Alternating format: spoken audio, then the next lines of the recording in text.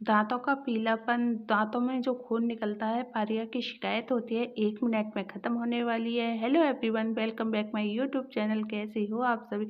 आशा करती हूँ आप सभी ठीक होंगे। आज मैं आपके लिए बहुत ही यूज़फुल वीडियो लेकर आई हूँ। वीडियो फुल वॉच करना। वीडियो पसंद आए तो प्लीज़ लाइक एंड शेयर कर देना। देखिए, हमारे घर में मूली आती हैं, अक्सर मूली जब आती हैं तो इनका जो आगे वाला पार्ट है उसका हम बिल्कुल भी प्रयोग नहीं करते हैं। पराठे बनाने में सिर्फ हम पीछे वाला भाग लेते हैं, आगे वाले भाग को हम फेंक दिया करते हैं। ये भाग जो होता है बहुत ही लाभदायक होता है। मूली का ये वाला पार्ट जो सबसे ज़्यादा असरदायक होता है।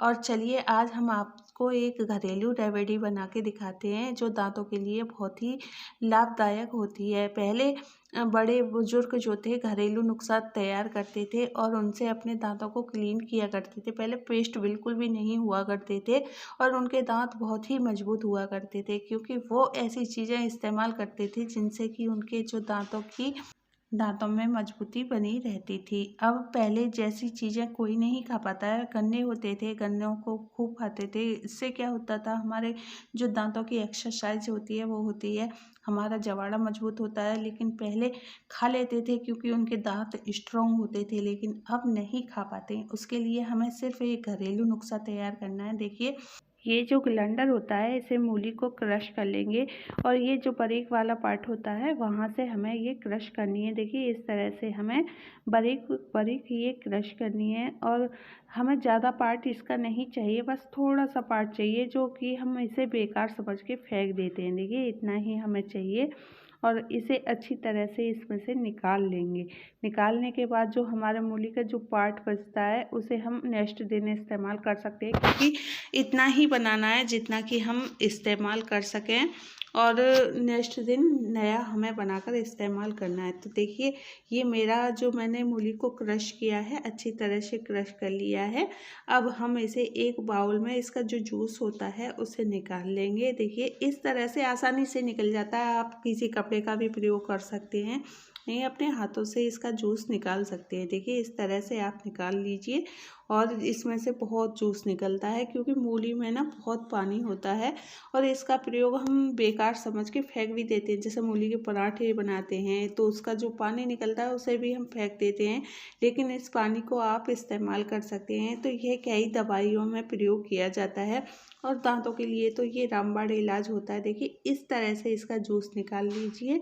जूस निकालने के बाद में हम इसमें 2-3 चीज़ ऐड करेंगे, जिससे कि हमारा ये जो नुस्खा है बहुत अच्छी तरह से रेडी हो जाएगा। देखिए, बाउल में मैंने जूस को निकाल लिया है। जूस में कोई भी मूली का जो दाना होता है वो नहीं रहना चाहिए, या आप छलनी से भी छान सकते हो, आसानी से हाथ से भी निकल जाता है। अब हम इसमें ऐड करेंगे 2-3 चीज़ें। तो ये देखिए, पहली चीज़ जो होती है वो होता है सेंधा नमक। सेंधा नमक आप जानते होंगे, जो व्रत में खाया जाता है, उसका प्रयोग हम व्रत में करते हैं। ये नमक जो होता है बहुत ही लाभदायक होता है। इससे हमारे दांत जो होते हैं बहुत ही स्ट्रॉन्ग बनते हैं।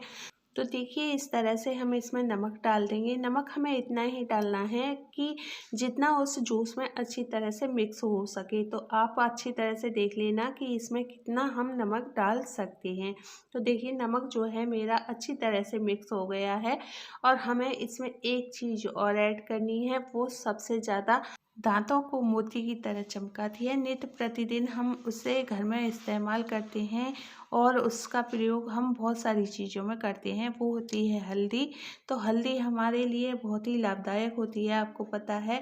और इससे ना हमारे दांत बहुत ही स्ट्रॉन्ग होते हैं, मोती की तरह चमकते हैं। और हल्दी को भी इसमें अच्छी तरह से मिक्स कर देंगे। देखिए, इस तरह से हमने ये इसमें 2 चीज़ें तो ऐड कर दी हैं, नमक ऐड कर दिया है, हल्दी ऐड कर दी है। हमें इसमें एक चीज़ और ऐड करनी है, जिससे कि हमारा ये जो हम रेमेडी तैयार कर रहे हैं बहुत अच्छी तरह से तैयार हो जाती है। उसके लिए ये मैंने लिया है 1 बूंद सरसों ऑयल।